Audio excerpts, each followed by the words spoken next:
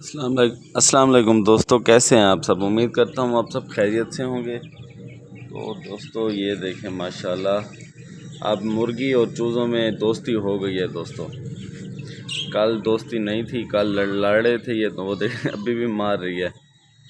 तो दोस्ती हो जाएगी थोड़े बहुत दिनों में, क्योंकि ये भी छोटे बच्चे हैं और वो बड़ी मुर्गी है। ये वजह है दोस्तों। ये देखें आधे ये घूम रहे हैं, आधे ये हैं, और हमारे पेरेंट्स ये बैठे हुए हैं।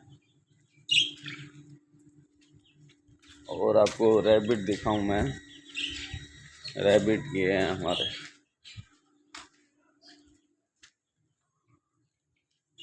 ये दोस्तों रैबिट हैं देखिए कि दोस्तों कैसे बैठे हुए हैं आराम से।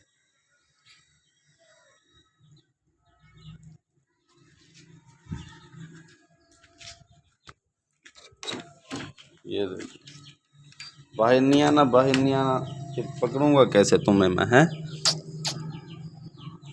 पकड़ूंगा कैसे। ये देखिए दोस्तों,